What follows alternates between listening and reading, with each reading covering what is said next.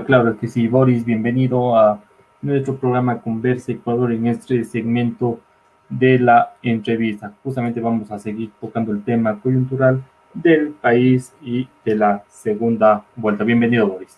Boris es analista político, pero creo que tú te presentas mejor y para que la gente de audiencia ya sabe quién eres, pero para que vayamos entrando en contexto de la entrevista, por favor. Muchas gracias, Diego. Freddy, un gusto saludarte y conocerte, aunque sea a través del internet. Somos compañeros de Hechos Ecuador. Un saludo muy cordial también para la ciudadanía, para todos quienes nos están viendo a lo largo y ancho del país, para los hermanos migrantes a quienes siempre tengo presente. Y un saludo también muy especial para mi colectivo de militancia política, Patria Libre, tanto en Quito, Guayaquil y la ciudad de Manta. Sí, bueno, en mi caso voy a hacer una presentación breve. Yo soy ingeniero industrial, tengo una especialidad en sistemas de automatización, pero creo que soy también un político activo y no digo creo, soy un político activo y un militante activo porque también tengo estudios de filosofía. Me ha gustado mucho el tema político, ahora lo ejerzo de una manera más directa, digamos. Antes lo hacía, pero de una manera muy indirecta tras bastidores. Ahora pues ya salgo de rostro y nombre de frente al público. Y siempre me gusta analizar la política desde un punto de vista diferente, distinto, que lo concatene con la realidad mundial, porque la política no es aislada en un solo país. Es el resultado y muchas veces la consecuencia de un funcionamiento global, que es lo que estamos viviendo y en este momento en el Ecuador y en el mundo entero. Y siempre me gusta ir también por los caminos más escabrosos, ¿no? Aquellos por los cuales no nos gusta transitar normalmente, ¿no? Que es este camino de atacar más que de atacar, de describir a las élites y de sacudir también a la militancia y a nuestros seguidores, porque muchas veces el político cae en la zona de confort y habla bonito y siempre endulce el oído de su mercado cautivo, como decimos en el mundo de los negocios. Pero me gusta ir por el camino escabroso porque también me gusta cuestionar, soy muy crítico, propositivo y crítico, y me gusta cuestionar mucho las cosas, Freddy y Diego. Yo te quería, empiezo con una pregunta, Boris. Bueno, tú en varios programas, tienes un programa acá también de Hechos Ecuador y también haces análisis. ¿Cómo establecer una diferencia puntual entre lo que es Lazo, la ideología de Lazo y la ideología de Centro Democrático con Andrés Arauz? ¿Cómo planteas tú la diferencia puntual, tanto en propuestas, tanto en ideología, tanto en una forma de gobernar? ¿Por qué? Porque yo quiero tomar algo de Marcel Merizalde que ya salió, y que el voto no está fuerte, no hay ningún voto fuerte ni ningún voto seguro. En este sentido, si no hay un voto seguro, la audiencia, por lo menos la audiencia de Hechos de Ecuador, debe saber realmente cuál va a ser la forma de gobernar. De acuerdo a tu análisis, ¿cómo ves esto? ¿Cómo delimitar cada partido político? Ya, primero tenemos que hacer dos diferenciaciones. En el mundo actualmente domina el neoliberalismo. Tienes por un lado el neoliberalismo, que está muy relacionado al capitalismo, o digamos que es un capitalismo remozado. Y por otro lado tienes las ideologías progresistas o de izquierda, como se los conocía tradicionalmente. Ahora se habla más de progresismo, porque el progresismo es una tendencia que busca equilibrar la vida del ser humano, velando por su equidad, velando por su bienestar y velando por la justicia. En el caso de Lazo, mira, Lazo es un candidato producto de los fenómenos mundiales que existen. Yo no veo en el candidato Lazo, si te estoy sincero, una ideología política fuerte. Si bien él ha sido un hombre ligado a la banca, ha sido un hombre que siempre ha estado muy interactuando constantemente con el dinero por el hecho de ser banquero, eso no significa que tenga una ideología formada, ni siquiera en relación al neoliberalismo. Quizás podríamos encajarlo, y con seguridad lo vamos a encajar como neoliberal, pero no es que tenga una ideología fuerte, porque cuando tú escuchas hablar al candidato Lazo, le descubres muchos vacíos en el tema sociológico, antropológico e incluso económico, que es en un mundo en el cual él ha estado ligado. Entonces, ¿qué es lo que sucede con Lazo? Y te decía que es un fenómeno que sucede en la política a nivel mundial.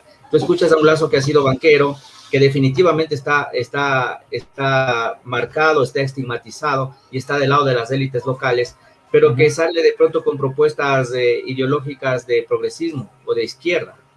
Entonces, resulta que el discurso de Lazo cae al vacío, porque cuando tú escuchas hablar a un político no tienes que quedarte solamente con las palabras de ese político. Tienes que analizar un poquito más y ver quién es ese político, qué representa, qué es lo que ha hecho en su vida, cuáles han sido sus acciones, cuáles han sido sus aciertos y probablemente sus errores. Entonces, ¿cuál es la diferencia sustancial que yo encuentro en las ideologías en esta segunda vuelta? Pues bueno, el progresismo definitivamente es algo que plantea como gobierno y que va a beneficiar a las mayorías, más allá de que si te cae bien o no te cae bien el candidato. El problema en Ecuador es que han polarizado la opinión pública y se han aprovechado de la falta de formación y de la ignorancia del común de nuestros ciudadanos, que muchos de ellos ni siquiera distinguen lo que es izquierda de lo que es derecha, no distinguen lo que es una ideología de lo que es una tendencia, no se entiende la geopolítica, no hay conceptos elementales de lo que son análisis económicos ligados a la vida social del ecuatoriano.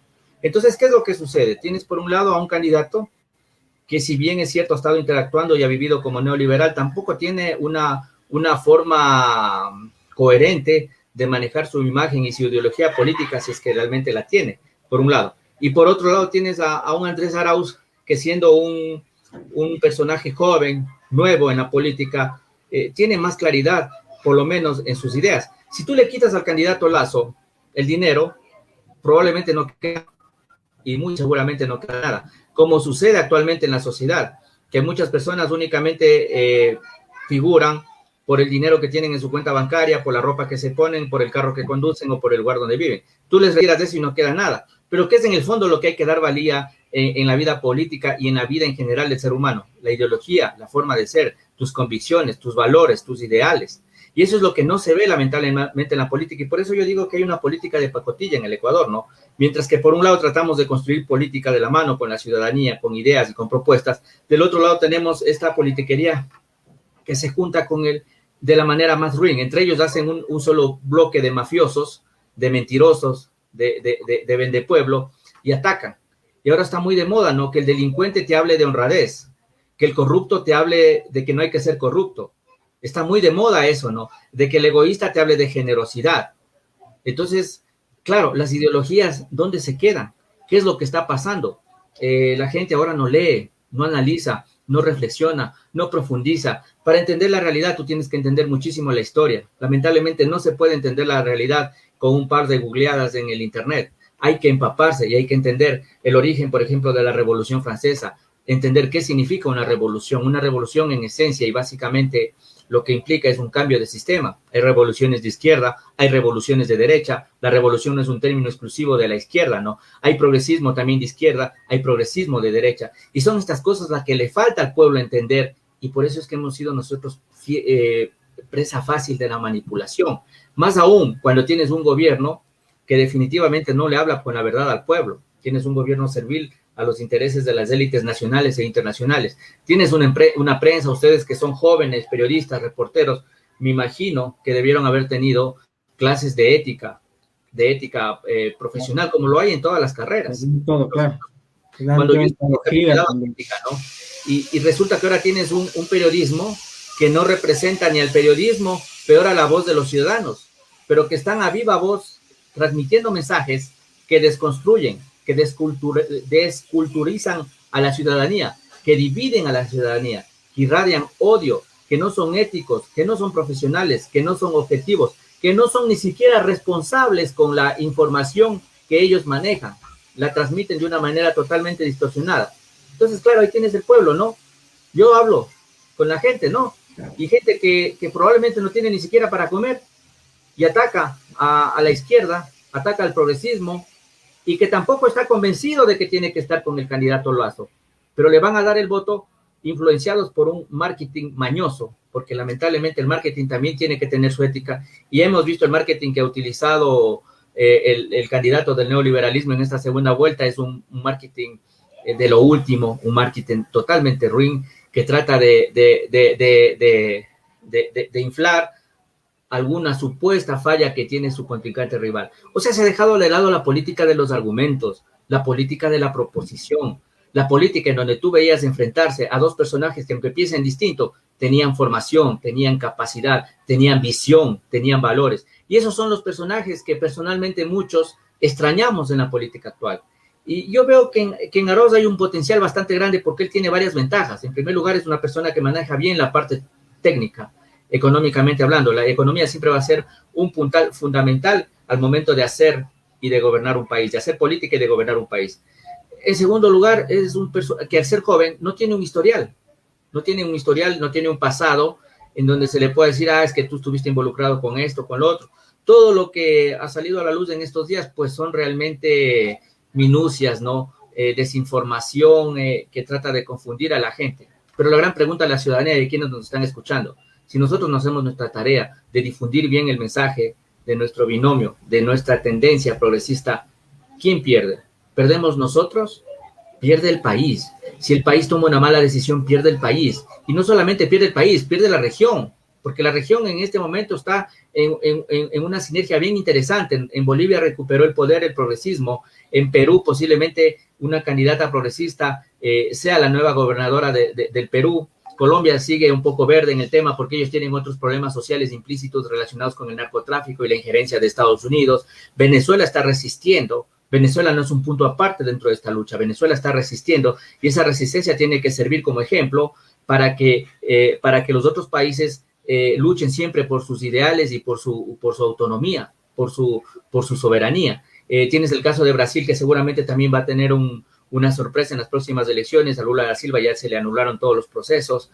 Tienes el caso de Argentina, en donde están tratando de enderezar un barco que lo destruyó el presidente, se me ve el nombre de este sujeto, mi cerebro es así, ¿no? Cuando Macri, que Macri dejó prácticamente hipotecado para esta vida y la otra. Entonces, ¿cuáles son las diferencias? Me decías tú, Diego. Hay muchas diferencias ideológicamente. Digamos que el progresismo lucha por causas en común, al 95% de la población ecuatoriana que pertenecen a la clase media, a la clase pobre, a la clase desempleada, a los indigentes.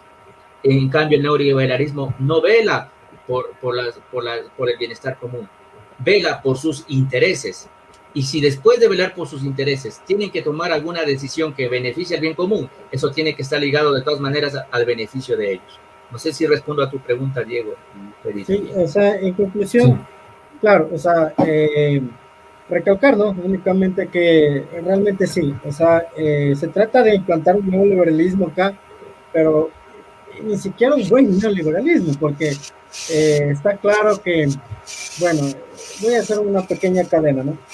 Lenín Moreno, de hecho, en las protestas de octubre, ya le llamaban aprendiz de dictador. Entonces, no sabe ni ser ni buen dictador, no sabe implantar un buen neoliberalismo acá. Y obviamente, pues, de alguna manera, Lasso fue el asesor de Lenín Moreno, porque aquí la forma de gobernar fue de acuerdo a esta línea. Entonces, por parte de Lasso va a haber un neoliberalismo que no va a ser bien implantado y que va a afectar aún más a la población ecuatoriana. Porque si ya afectó ahora, si viene un gobierno y lo implanta más, pues realmente el ciudadano de a pie se va a ver afectado. Tenemos un progresismo, y como tú indicabas, en conclusión, que lo que intenta y lo que va a hacer en su gobierno, pues es ir en favor del ciudadano de a pie, en favor de las mayorías, no solo de un sector. Ahora, sí, obviamente, recogiendo propuestas, pero en favor del ciudadano en general. Esa es la conclusión que yo puedo sacar de tu respuesta. Y Freddy, no sé si tengas algo que decir. Sí, Boris, también queremos agradecerte por estar estos minutos con nosotros. Sabemos que falta tiempo para hablar todos de estos temas. Pero Boris, quizá unas palabras finales, ya que las elecciones están, como se dice, a la vuelta de la esquina, para concientizar el voto, porque nos jugamos el futuro de los próximos años del país.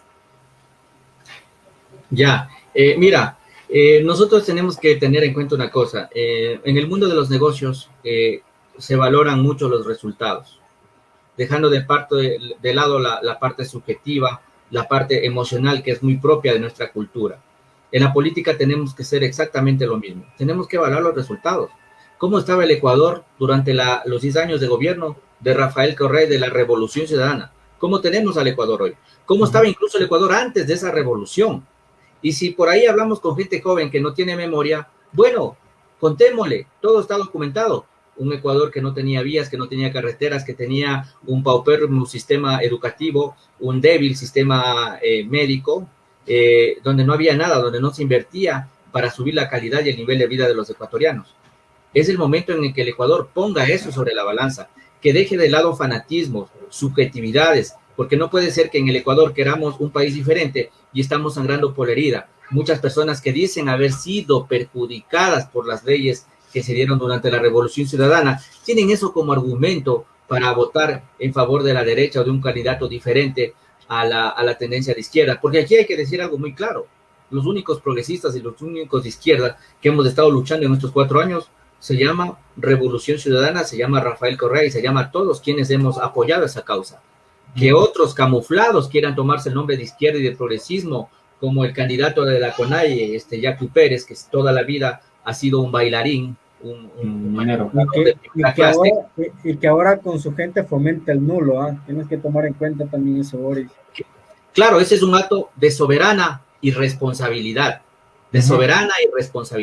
porque así no se construye democracia, finalmente. O sea, como yo no pasé a la segunda vuelta porque creo que me robaron, entonces no tiene derecho a ganar nadie. Esas son las cosas que nosotros tenemos a la Unión Nacional de Educadores influenciada, tenemos a Unidad Popular, tenemos a Juventud Revolucionaria en redes sociales y tenemos toda esta coalición que acompañó de alguna manera a Pérez, diciendo que no hay presidente y que va nulo. Entonces, ¿qué hacer ahí?